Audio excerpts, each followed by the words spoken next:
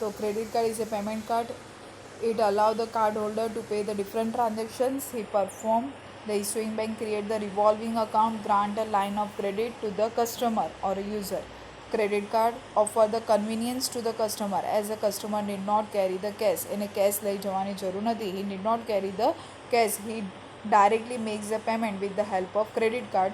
And after the before the maturity date, બરાબર જે પણ એનું 1 month કે 2 month જે મેચ્યુરિટી ડેટ હોય before that period the customer can make the payment of બિલના પેમેન્ટ કરી શકે છે. હવે ડેબિટ કાર્ડ, તો ડેબિટ કાર્ડની અંદર આમાં ઊંધું છે કે કાર્ડ આપે છે, card generally offer by the bank.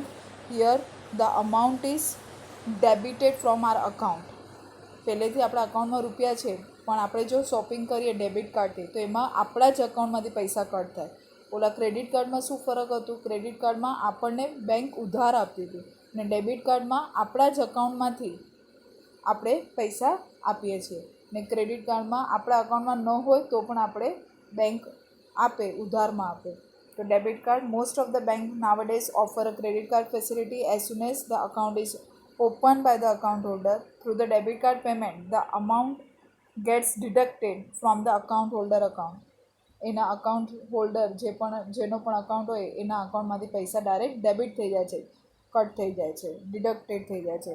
તો અહીંયા through debit card payment the amount get deducted એટલે માઇનસ થઈ જાય છે ફ્રોમ અકાઉન્ટ હોલ્ડર્સ અકાઉન્ટ. એના જેનો પણ અકાઉન્ટ હોય એના અકાઉન્ટમાંથી પૈસા ડિડક્ટ થઈ જશે જેણે આ ડેબિટ કાર્ડ યુઝ કર્યું છે. Some bank offer the personalise debit or credit card as per the requirement of the customer.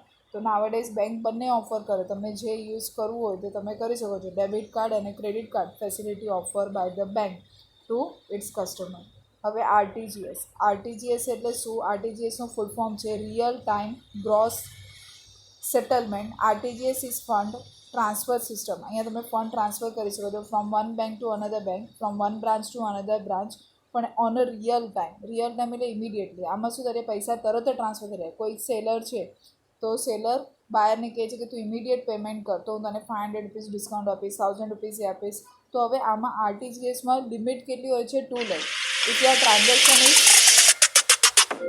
2 lakh, બરાબર, મોર દેન 2 lakh, તો you can do the RTGS. તો મિનિમમ તમને કેટલા જોઈએ? 2 લાખ અથવા તો 2 લાખથી વધારે બેલેન્સ હોય તો તમે શું કરી શકો છો? પૈસા ટ્રાન્સફર ફટાફટ કરી શકો છો રિયલ ટાઈમમાં. The real time or a gross basis, it is the fastest money selling. 2 hours of receiving the fund transfer message. Gross settlement means the transaction are settled on the basis of one basis without bunching with any other transaction. હવે એક transaction હોય તો bank શું કરશે? આ એક transaction ફટાફટ કરી નાખે છે. બેંક બંચિંગ નહીં કરવા દે. ઘણા બધા કસ્ટમરના આવશે ત્યાં સુધી વેઇટ નહીં કરે, immediately bank transfer the money. તો મિનિમમ અમાઉન્ટ ટુ બી રેમિટેડ એટલે paid through RTGS is 2 lakh, કે મિનિમમ 2 લાખ ઓર મોર. 2 લાખથી વધારેની રકમ હોવી જોઈએ. મિનિમમ 2 લાખ હોય તો આરટીજીએસ કરી શકાય. તો bank immediately transfer the amount to the another bank or another branch. અલગ જ બ્રાન્ચમાં જે તમે બ્રાન્ચ કહેશો એ બ્રાન્ચમાં અથવા તો એ બેંકમાં એ ટ્રાન્સફર કરી દે છે, પણ ઓછામાં ઓછું 2 લાખ રૂપિયા એ વેલ્યુ હોવી જોઈએ તમારા પેમેન્ટની. પછી એ શું કરે? There is a no upper limit for transaction. એટલે 2 લાખની ઉપર તમે 10 લાખનું આરટીજીએસ કરાવો તો પણ ચાલે, પણ બેંક શું આમાં બંચિંગ નથી કરતી. બંચિંગ ધ ટ્રાન્ઝેક્શન એટલે ઘણા બધા કસ્ટમરનું પહેલાં જમા થાય પછી કરવા બેસે તો એને બંચિંગ કહેવાય. પણ અહીંયા એક અકાઉન્ટ હોલ્ડર રિક્વેસ્ટ કરશે તો તરત જ એનું કરી દે છે. એટલે સૌથી ફાસ્ટેસ્ટ અહીંયા પૈસા ટ્રાન્સફર થાય છે. તો client within 2 hours of receiving the fund transfer message, કે તરત જ એના અકાઉન્ટમાં ક્રેડિટ એટલે જમા થઈ જશે. રિસીવિંગ બેંક, જેને પણ તમે આરટીજીએસ કરીને મોકલાવો છો એ બેંકના અકાઉન્ટમાં ક્રેડિટ થઈ જાય છે. તો આરટીજીએસમાં શું થાય છે? RTGS means the payment transaction is not subject to any waiting period. કોઈ વેઇટિંગ પીરિયડ નથી હોતું. Immediately bank transfer the money from one account to another account, from one branch to another branch. The transaction are settle as soon as they are process. એક વખત એનું procedure ચાલુ થયું તો ફટાફટ એના અકાઉન્ટમાં ટ્રાન્સફર થાય છે. Receiving bank has to credit the account of client within 2 hours of receiving fund transfer message. Immediately within 2 hoursમાં એના અકાઉન્ટમાં, સામેવાળાના અકાઉન્ટમાં પૈસા ક્રેડિટ થઈ જશે, જમા થઈ જશે. પણ આમાં રૂલ શું છે? આરટીજીએસ ક્યારે થાય? જ્યારે 2 લાખ કરતાં તમારી લિમિટ વધારે હોય, પેમેન્ટ વધારે હોય તો તમે આ યુઝ કરી શકો છો.